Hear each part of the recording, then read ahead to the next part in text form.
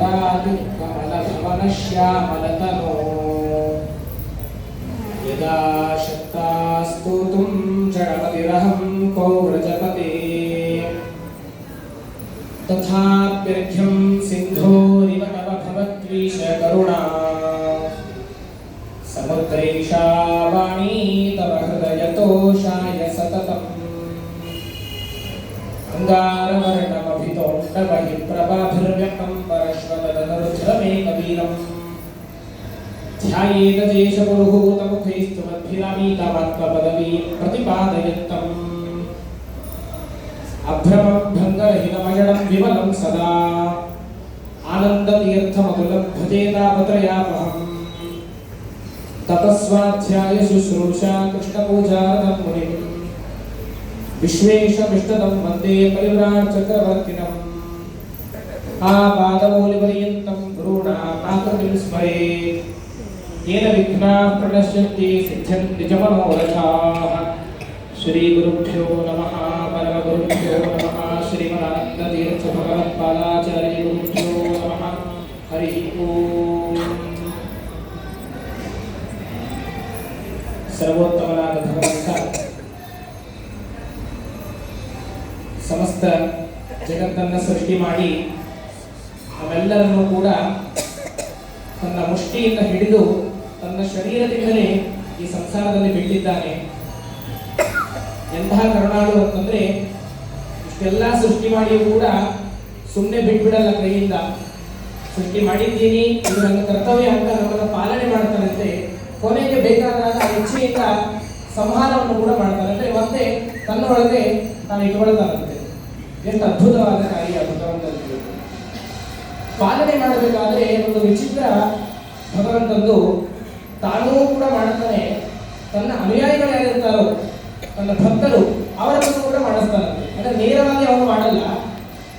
ನಮಗೆ ಕಾಣೋದು ಹೇಗೆ ಅಂತಂದ್ರೆ ಇವರೇ ಮಾಡಿದ್ದಾರೆ ಅಂತ, ಆದರೆ ಅವರ ಒಳಗಡೆ ಇದ್ದು ಭಗವಂತನೇ ಎಲ್ಲ ವಸ್ತುಗಳನ್ನು ಕೂಡ ಚರಾಚರ ವಸ್ತುಗಳ ಚೇಷ್ಟೆಯನ್ನು ಮಾಡಿಸುವವನು ಭಗವಂತನೇ ಆಗಿದ್ದಾನೆ.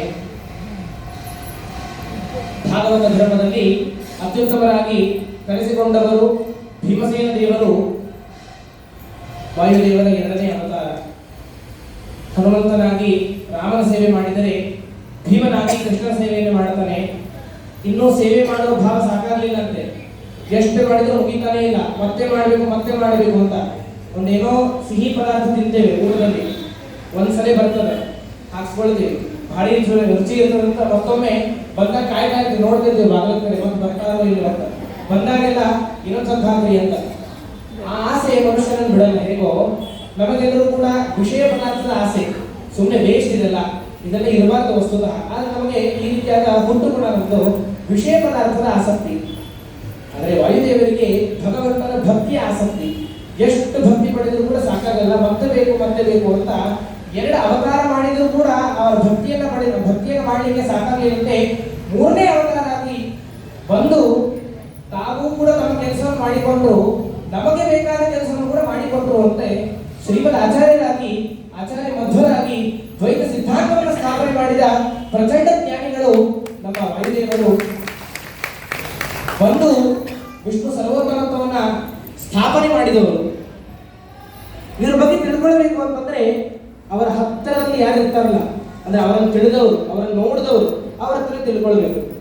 ಯಾವುದೋ ಮನುಷ್ಯನ ಬಗ್ಗೆ ತಿಳ್ಕೊಳ್ಬೇಕು ಅಂದ್ರೆ, ಯಾವುದೋ ಒಂದು ಈಗ ಪಾಲಿಟಿಕ್ಸ್ ಬಗ್ಗೆ ತಿಳ್ಕೊಳ್ಬೇಕು, ಅದನ್ನು ಯಾರು ತಿಳಿದಿರ್ತಾರೋ ನಮ್ಮ ಹಿರಿಯರು, ಕೊನೆಯಲ್ಲಿ ಅವರ ಹತ್ರ ಹೋಗಿ ಕೇಳಿದ್ರೆ ಚೆನ್ನಾಗಿ ತಿಳಿಸಿ ಹೇಳ್ತಾರೆ. ಈ ರೀತಿಯಾಗಿದೆ ಕಾಂಗ್ರೆಸ್ ಪಾರ್ಟಿ, ಬಿಜೆಪಿ ಅಂತೆಲ್ಲ ಹೇಳ್ತಾರೆ. ಯಾರನ್ನ ತಿಳ್ಕೊಳ್ಬೇಕು ಅವ್ರನ್ನ ತಿಳ್ಕೊಳ್ಬೇಕು. ಹಾಗೆ ಶ್ರೀಮದ್ ಆಚಾರ್ಯರು ವಾಯುದೇವರು ಭಗವಂತನ ಆಜ್ಞೆಯಂತೆ, ಎಲ್ಲ ದೇವತೆಗಳ ಪ್ರಾರ್ಥನೆಯಂತೆ ವಾಯುದೇವರು ಶ್ರೀಮದ್ ಆಚಾರ್ಯರಾಗಿ ಹುಟ್ಟಿದ್ದಾರೆ. ನಡಿಲಾಯ ಅಂತ ಒಂದು ವಂಶ. ಆ ವಂಶದಲ್ಲಿ ಮಧ್ಯಗೇಹ ಭಟ್ಟರ ಮಗುವಾಗಿ ಜನಿಸಿದ್ದಾರೆ. ವಾಸುದೇವ ಅಂತ ಹೆಸರು. ಬಾಲ್ಯದಲ್ಲಿ ಯಾವ ರೀತಿಯಾಗಿರ್ತಾರೆ ಅಂತಂದ್ರೆ, ಸುಮಧ್ವೀಜದಲ್ಲೆಲ್ಲ ಅವರ ಪವಾಡಗಳನ್ನು ಕೇಳ್ತೇವೆ. ಇನ್ನೂ ಸುಂದರವಾಗಿ ನಾವು ಅವರ ಬಗ್ಗೆ ತಿಳ್ಕೊಳ್ಬೇಕು ಅಂತಂದ್ರೆ, ಅವರನ್ನ ಹತ್ತಿರದಿಂದ ನೋಡಿದವರು ಅವರ ಅಕ್ಕ, ಅಂದ್ರೆ ಕಲ್ಯಾಣಿ ದೇವಿ ಅಂತ. ಎಷ್ಟು ಚೆನ್ನಾಗಿ ಈ ಅಕ್ಕ ತಮ್ಮನ ಏನು ಬಾಂಧವ್ಯ ಇದೆಯೋ ತುಂಬಾ ಚೆನ್ನಾಗಿರುತ್ತೆ. ನಾವೆಲ್ಲ ಕೂಡ ನೋಡ್ತೇವೆ ಮನೆಯಲ್ಲಿ. ನಾವೆಲ್ಲ ಅಂದ್ರೆ ನಮ್ಮ ಅಕ್ಕ ತಮ್ಮನ ಬಾಂಧವ್ಯ ಬೇರೆ, ಕೇವಲ ರಕ್ಷಾಬಂಧನ ಸೀಮಿತ ಮಾತ್ರ. ಇವ್ರದ್ದು ಆ ರೀತಿಯಾಗಲ್ಲ. ರಕ್ಷಾಬಂಧನ ಮಾತ್ರ ಅವ್ರೇನೋ ರಾಖಿ ಕಟ್ತಾಳೆ, ಸ್ವೀಟ್ ಕೊಡ್ತಾನೆ, ಮುಗೀತು ಅಲ್ಲಿಗೆ. ಅವೆಲ್ಲ ನಾನ್ಯಾರು ನೀನ್ಯಾರು ಆ ರೀತಿಯಾಗಿ. ಇವ್ರ ಬಾಂಧವ್ಯ ಆ ರೀತಿಯಾಗಲ್ಲ. ರಕ್ಷಾಬಂಧನ ತನ ಅಷ್ಟೇ ಅಲ್ಲ, ಯಾವ ರೀತಿಯಾಗಿತ್ತು ಅಂತಂದ್ರೆ ಎಷ್ಟು ಪಾಂಡಿತ್ಯ ಕಲ್ಯಾಣಿ ದೇವಿಗೆ ಚಿಕ್ಕ ವಯಸ್ಸಿನಲ್ಲಿ ತಮ್ಮ ತಮ್ಮ ವಾಸುದೇವ ಮುಂದೆ ಇಡೀ ವೇದಾಂತ ಸಾಮ್ರಾಜ್ಯವನ್ನು ಆಳ್ಲಿಕ್ಕಿದ್ದಾನೆ, ಆನಂದ ತೀರ್ಥರಾಗಿ ನಾವೆಲ್ಲರೂ ಕೂಡ ತತ್ವಜ್ಞಾನವನ್ನು ಕೊಡ್ಲಿಕ್ಕಿದ್ದಾನೆ ಅಂತ ಅವರ ಮೇಲೆ ಒಂದು ಸ್ತೋತ್ರವನ್ನ ರಚನೆ ಮಾಡುತ್ತಾರೆ. ಅದನ್ನ ಅಣುವಾಯುಸ್ತುತಿ ಅಂತ ಕರೀತಾರೆ. ಏನು ಅಂತಂದ್ರೆ ವಾಯುಸ್ತುತಿಯಲ್ಲಿ ತ್ರಿವಿಕ್ರಮ ಪಂಡಿತರು ಆಚಾರ್ಯರು ಪೂಜೆ ಮಾಡುವಾಗ ನೋಡಿ 3 ಅವತಾರಗಳ ದರ್ಶನ ಆಯ್ತಂತ ಅವರಿಗೆ. ಆ 3 ಅವತಾರ ದರ್ಶನೆಯನ್ನು ಕಂಡು ಅವರಿಗೆ ಬೆಚ್ಚು ಬೀಳ್ತಾರಂತೆ, ರೋಮಗಳು ಹೇಳ್ತಾರೆ ಕೈಯಲ್ಲಿ ಬೆಚ್ಚು ಬಿದ್ದು ಏನ್ ಮಾಡಲಿ ಅಂತ ವರ್ಣನೆ ಮಾಡ್ತಾರೆ. ಅದೇ ವಾಯುಸ್ತುತಿಯಾಗಿ ಹೊರಗೆ ಬಂದಿದೆ. ಅಷ್ಟು ಪವಿತ್ರವಾದ ಒಂದು ಸ್ತುತಿ. ಅದರಲ್ಲಿ ಏನು ಕಾರ್ಯ ಮಾಡಿದರೋ ಅದೇ ಕಾರ್ಯ ಕಲ್ಯಾಣಿ ದೇವಿಯ ಕೃತಿಯಲ್ಲೂ ಕೂಡ ನಾವು ಕಾಣುತ್ತೇವೆ. ಮೊದಲನೇದಾಗಿ ಪ್ರಾರ್ಥನೆ, ತದನಂತರದಲ್ಲಿ 3 ಅವತಾರಗಳ ವರ್ಣನೆ. ಹನುಮಂತ ಮತ್ತು ಭೀಮ ಮತ್ತು ಮಧ್ವರಾಗಿ ತಾವು ಏನು ಕೃತ್ಯಗಳನ್ನ ಮಾಡಿದ್ದಾರೋ ಆ ಎಲ್ಲದರ ವರ್ಣನೆಯನ್ನು ಮಾಡಿ ಕೊನೆಗೆ ವಾಯುದೇವರು ನಮ್ಮನ್ನ ರಕ್ಷಿಸಲಿ ಅಂತ ಪ್ರಾರ್ಥನೆ ಮಾಡೋದು.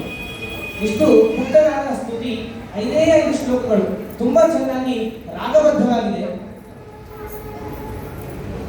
ಚಂದ್ರ ವಿಭೂಷಣ ಚಂದ್ರ ಪುರೋಗೈ ವಂದ್ಯಪದಾಂಬುರು ಪವಮಾನಂ ಆನಂದ ತೀರ್ಥ ಮಹಾಮುನಿರಾಜಂ ಗೋವಿಂದ ಭಕ್ತ ಶಿಖಾಮಣಿ ನೀಢೆ. ಮೊದಲನೇ ನುಡಿ ಚಂದ್ರ ವಿಭೂಷಣ ಚಂದ್ರ ಪುರೋಗೈ ಅಂತ ಎಷ್ಟು ಚೆನ್ನಾಗಿ ನೋಡಿ. ವೇದ ಮಂತ್ರದ ಅರ್ಥವನ್ನೇ ಒಂದೇ ಒಂದು ಪಂಕ್ತಿಯಿಂದ ತಿಳಿಸ್ಕೊಡ್ತಾರಂತೆ. ಚಂದ್ರ ವಿಭೂಷಣ, ಚಂದ್ರ ಅಂದ್ರೆ ನಮಗೆಲ್ಲರೂ ಕೂಡ ಗೊತ್ತು. ಅದನ್ನೇ ವಿಭೂಷಣವನ್ನಾಗಿ ಧರಿಸಿದವ, ಆಭರಣವನ್ನಾಗಿ ಧರಿಸಿದವ ಯಾರು ಅಂದ್ರೆ ಸದಾಶಿವ ರುದ್ರ.